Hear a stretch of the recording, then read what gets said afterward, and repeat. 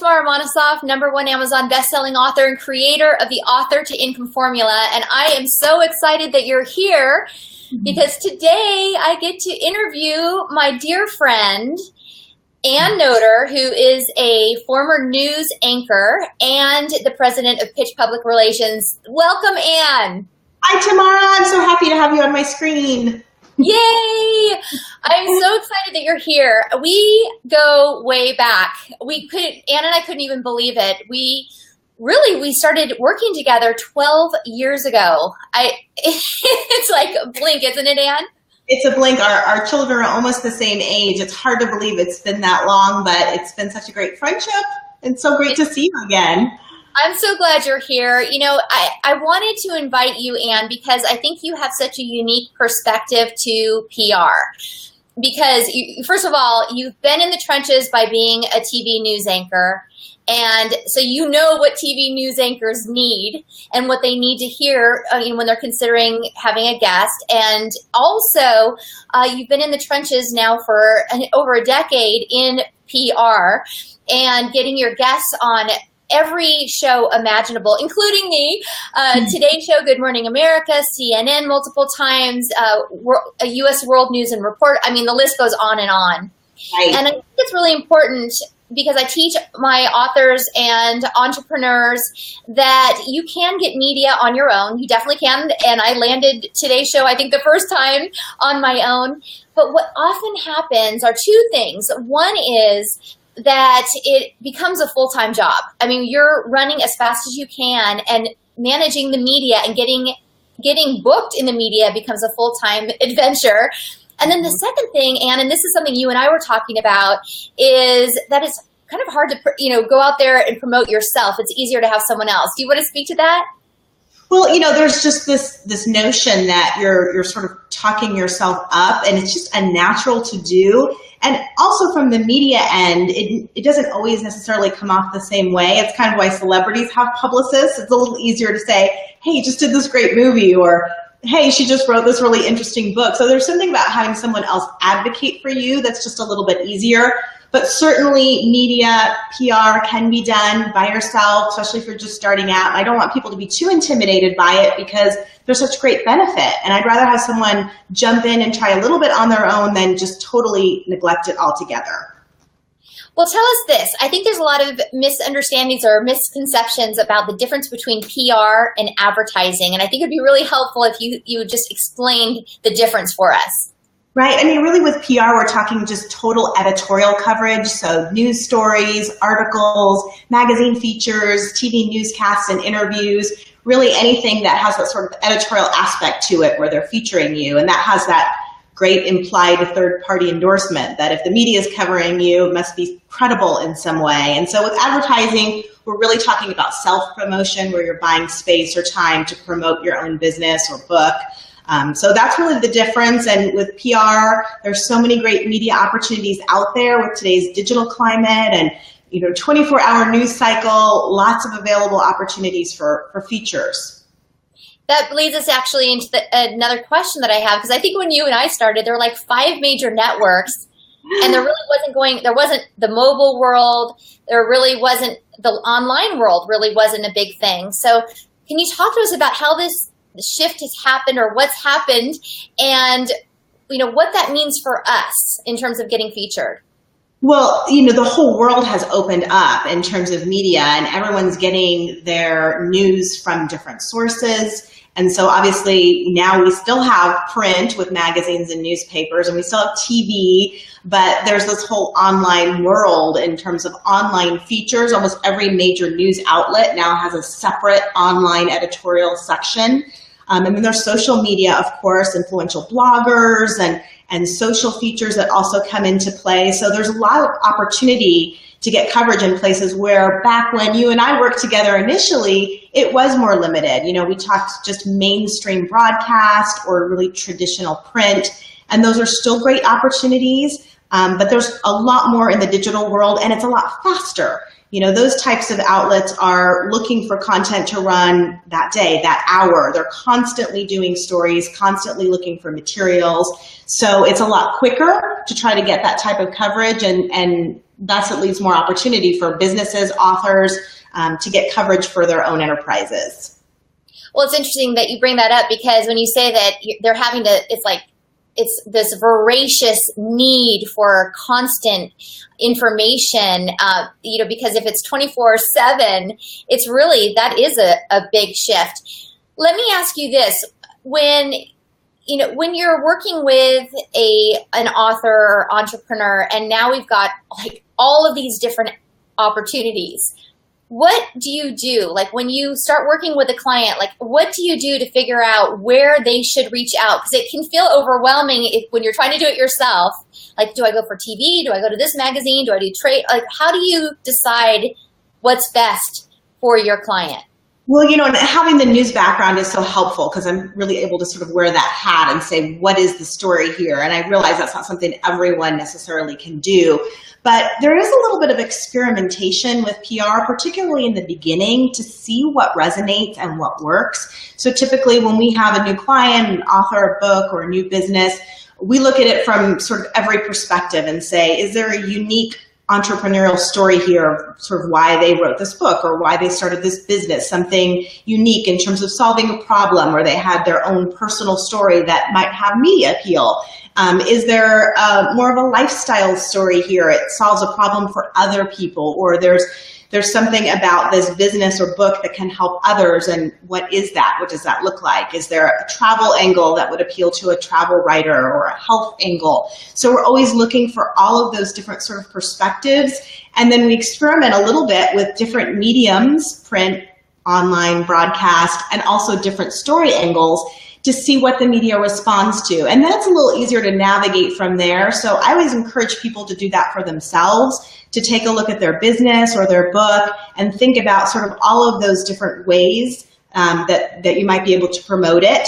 And that's a good way to at least get started. And then as I said, once you get going with reaching the media and they're responding, you can see pretty quickly what's resonating with them and what they're finding in terms of a story.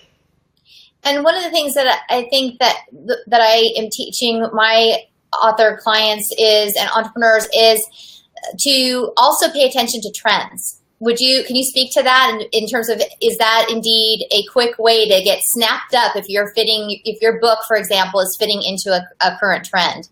It's almost necessary. It's something that you should be looking for, but if it doesn't have a timely hook to it, it's really not news. If it's something that, a magazine or an online outlet could write about 6 months ago or 6 months from now, then really what is the story? What makes it current? What makes it relevant now? And one really good way to do that is for some sort of trend or news hook that's already in the news that you can sort of attach to. And the other thing is just sort of seasonality. Is there something about this time of year or this season that makes your book or your business maybe a little more applicable? So looking for trends, looking for news hooks that are already existing, and seasonality, those are good ways to sort of attach to something that's current. And also, if your business is new or your book is just launching, you're only new once. And so you really do want to take advantage of that timeliness of saying the book is brand new, or the business just launched nationally, or just launched in this particular market. That's another good hook. I love that. And talk about that. How do we know when it's like the right time to seek PR? Because it's important that you bring this up about the launch, because usually we're planning our launch 3 months in advance just to get ready. And so I'm really curious as to at what point does it make sense for someone to reach out and to do PR? It varies a little bit depending on, the nature of a business and what we're talking about in terms of what the goals are for media. But you really want to be thinking about editorial lead times when it comes to PR. Magazines are working on their issues anywhere from 3 to 6 months in advance. It used to be 3 months. Now 6 months is really standard for those national glossies like Oprah Magazine and Real Simple and those types of publications. 6 months at a minimum from when we pitch them and they say, yeah, I want to do a story, till it actually appears in print. And then even other opportunities with newspapers and even local TV. I talked about it being fast-paced, but some of them do take a little bit longer to come to fruition. And there's a little bit of strategy that has to be done, and messaging and preparation. So, a good rule of thumb is to start thinking about PR when you're getting close to launch, like 2 to 3 months away. At a minimum, that's a good time to at least get some of that preparation done, maybe start some of that outreach with long lead publications, because really you don't want to wait until you're 100% ready. The business is launched or the book is out, all my marketing materials are ready, everything's set. Okay, let's do the PR. And it's almost like, well, we should have done it 3 months ago, because it is going to take a little bit of time, and we want to sort of time the coverage for when the book is out or the product is launched or the business is launched. So you do want to back up just a little bit and make sure you're starting that media process a little bit earlier than you might think. Well, it's pretty interesting, too, because it ties into what you were saying earlier, that you need a little bit of time for experimentation also. And I suspect as you're reaching out to the media, you're kind of seeing what angles are working. Does that make sense? It does. And, to give some advice for people who might be doing it themselves as opposed to working with an agency, with that experimentation, you can start small. You don't have to be overwhelmed by thinking about all of the possibilities on the media front. Maybe just start with your local market and say, I'm a local author, I'm out with this book, or I have a new product and I happen to be in Phoenix. Local media is usually responsive to local stories, and that's a really valuable opportunity to get featured in your market. So you can start small with local market. You can pick a particular news outlet that you think is really applicable, or someplace where you'd really like to be featured, and just focus on 1 or 2. And then as you go, it becomes easier to sort of expand and try different outlets, but don't get so overwhelmed by thinking of every possibility in every news outlet. Well, and I love that you brought up the local market, because I've been amazed that sometimes you think you're going to get this like tons of activity after you have a national hit, but sometimes all that activity happens from your local news. And this has happened to me. And I think it's pretty interesting that it's actually much easier to get into the local media, because they're hungry, looking for interesting stories about their local, people who are living locally. Most definitely. It's easier, it's lower hanging fruit, so to speak, in terms of media targets, but also you might be more likely to get a better story, something that's a little more thorough. They might devote more time to it because you're local. They're going to see more of a connection of a story there. And viewers or readers of local news are really loyal to those outlets, and so they trust them. And there's a lot of value that comes with being featured. And there's also, I've talked about this before with you, Tamara, I know, and sometimes with your audience too. There is a sort of a domino effect with PR and media. It's the more press you get, the more press you get. And so don't turn down an opportunity that might seem small, because it could lead to something else. And I've seen that happen lots of places where, a local newspaper article will get picked up by a news syndicate and get printed everywhere, or a local TV segment might be an entree to a bigger TV segment. So look for those smaller opportunities. They can pay off. I love that. And also it feels a little bit safer too. Like you're taking these baby steps before you step out into the big national platform. So I love that advice. Yeah. Talk to us about what we should do to prepare ahead of time. Well, it's really important to think about, first of all, what your audience is, what's your market for, whether it's a book or a product or a business. Who do I want to reach? Because the media can really help correspond with that. If it makes more sense for you to reach certain markets or cities, then you want to make sure that you align the media with that. If you have more of a trade audience, you want to look for publications that reach that industry. If you have more of a national health focus, then you're going to look for media outlets that align there. So thinking about sort of the market, the target, is really important ahead of time. And then really nailing down your messaging. Particularly with authors, what is this book about? And you need to answer that question in 30 seconds or less. And 30 seconds is on the generous side. You need to have a quick answer or response to that. Same thing about a business. Tell me about your business, or tell me about your product. It's really that open-ended question that stumps people, because they're used to saying everything about their business or their book, how they thought of it, how they started it, and every chapter or every aspect of a product, and it really is so much. And so before you even start PR, it's really important to sort of answer that question and get that messaging really tight. And by doing that, it will help you figure out the story and the angles that you can pursue moving forward. So that's really key. I'm just so glad you brought that up because I've done so much media and that is always the first question. So what inspired you to write the book? Right. And isn't it? It's just, so I think it's great that you brought that up because if you have that nailed down, it's just going to roll right off your tongue. It's going to roll and the rest of an interview or the rest of a media pitch will flow from there. But tell me about your business. Tell me about your book. What is your product? Those really simple, open-ended questions, you have to have a really tight answer. And once you do, sort of the rest of it will flow. But that's really important. I love that. Tell us now, some secrets, Anne, for getting some, for if we're doing it ourselves, what are some insider secrets for landing really top media coverage?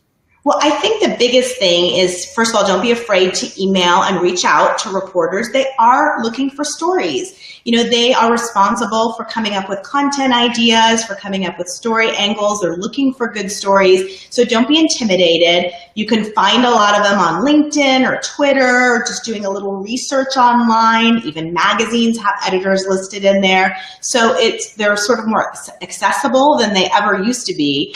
A lot of times at the end of their stories, they include an email address or contact information. They want to hear from people. So don't be intimidated to reach out. Look for reporter information. And a real good secret is to really shorten the pitch when you're reaching out to these reporters or editors. The idea is not to give them your whole story, but just to get them interested. And if you think about it that way, that might help you figure out what to say and how to say it. The idea is to make them say, I want to learn more. This is interesting. There shouldn't be every bit of information about your book or your business in that kind of outreach. It should just be a little bit of a tease. It should have a timely hook or element to it. What would the reader or viewer get out of the story? There has to be some benefit to doing the story. And I think if you think about it that way, that will help you land interest. And then once you connect with a reporter, obviously, then they can kind of narrow down what their focus might be or whether they want to interview you. A last secret is just being really responsive with media. They move on very quickly. So if you happen to get a reporter editor say, I'm interested, tell me more, or could you do a quick interview? You better get back to them right away or they will move on to someone else. And so be prepared to respond quickly with whatever they need. I love that. And that is so true. Just being willing to jump backwards to make things work because you want to do everything you can to make their lives better or easier. And also I was just thinking about, I think the time that you contacted me, it was like 5 p.m. Hey, can you be on the plane tomorrow morning at 6 a.m. for today's show? And I was like, what? But you did it. Yes, I did it. That's such an extreme example, but it's true. Oftentimes when reporters or editors decide they want to do something, they want it now. And that's just the nature of news. And even magazines that are working on stories in advance, when they need an image or they need a product or they need 5 tips from you, they really are under deadline. And unfortunately, if you're not responsive, they can find something else. And so what you said about making it easier for them is really key. Our philosophy here at Pitch PR is to sort of serve it up on a silver platter. Make it so easy for them to run. We have images, we have tips, we have an interview, we have information. We're sort of hand feeding them the story so that they can just pop it in. And the easier we make it, the more likely they're going to do it. Right. And that's brilliant. And tell me this, because I'm just curious myself what your thoughts are when you're pitching. Since we're giving people your secrets about how to really get people to respond, producers and editors to respond, is there any secret that you can give in terms of the subject headings? We're all being just pounded with emails every day. So is there anything juicy that you say in that subject heading that gets them to open? Well, there's not obviously one thing that applies to everything, but a couple of sort of rules of thumb, short and sweet, like the pitch. The subject line also should be really concise. You're not giving kind of the whole thing, just a teaser, just enough to get them to open. And sort of those things I've talked about before in terms of a timely news hook or something that's trending right now, if you can kind of include some of that in the subject line, like timely or something that's in the news, if you kind of include that in the subject line, That often will get their attention. The other thing is to include wording in the subject line and in the pitch that corresponds to their beat. So if you're reaching out to a health reporter, the subject line in the pitch should refer to a health story in some way. Or if you're reaching a business reporter, there should be some reference to that somehow. Obviously, you don't want to be pitching sort of a lifestyle feature to a financial reporter, and you really do have to align the angle depending on who you're targeting. So the subject line and the pitch should include some of that language as well. I'm so glad that you pointed that out, because oftentimes when people are reaching out to the media for the first time, there isn't the awareness that, you know, if you have a story that would be perfect on a morning show, that does not mean it would be a perfect fit for hard news. Even though you may watch CNN every night, it may not be a fit for that. So making sure that that's in alignment. I love that you just spoke to that. I think it's really important. And sometimes it can apply to both, but the pitch or angle is not the same. I mean, a good example is, you know, when we were working with your book, you know, several of them, the Mom Inventor's Handbook, Secrets of Billionaire Moms, there was a business entrepreneurial angle of, you know, sort of taking a product to market and the trend and what that meant. And then there was sort of a mom parenting feature angle about coming up with a great idea. So we were able to make it applicable to both light and hard news, but it wasn't the same angle. And so that's something to keep in mind. Well, and it was an interesting experience as a guest also, because working with you, you know, I learned that we have tips for starting your own business, which is very different than talking about how to create a mom product. Right. You know, that kind of a thing, or talking about mom products or doing show and tell of different products is very different type of story. And so I love that you bring this up, because I think it's important for our listeners to hear what Anne is saying, and that is to think about how what you know can be positioned differently based on the different news outlets. And that's really the best way to get maximum exposure, right? Is to find all of the different ways that this could fit in the media climate, sort of a harder story, a lighter story, a more current, immediate story, a longer story with magazines. And so if you can think about the media that way and then try to figure out what that story would be, that's the best way to get the kind of exposure that we're talking about, where, you know, you're getting news features and lifestyle and interviews, and we're trying to sort of find all of those different angles, and it certainly can be done. It's just a matter of sort of taking a step back from your book or your business or product and think about it in those ways. I love that. Tell us what people's biggest mistakes are when it comes to PR. Well, I think, you know, particularly just starting out, maybe the expectation of, you know, landing really, really top media right out of the gate. There is a little bit of momentum that has to happen. And so I think understanding that, I think for people that are doing it themselves, it's the reliance on a press release, which is really an old-fashioned method of getting media coverage, this notion that you have to put together a really formal document and send it out to all the media, and somehow they're going to read that and want to cover you. It just doesn't really work. And so press releases should really be reserved for just major announcements, typically from, you know, more financial oriented companies that have financial news or funding news or product announcements or partnerships. Other than that, the more effective way to get coverage is the more informal pitch that we've been talking about, where you're reaching out to reporters and editors individually. So get away from the sort of more formal notion of PR and instead be a little scrappier and try to find different media and pitch them individually. And then the other thing, and I know we've talked about this already, but not nailing down that message ahead of time. So you get into a media opportunity and you're sort of all over the place, and then you really do lose the opportunity to position yourself, your expertise, your product, your business, your book in the way that you want. And so making sure that you have that done ahead of time is so important. And we can talk a little bit too maybe about some of those media tips, because the worst thing is to get in an interview and kind of blow it.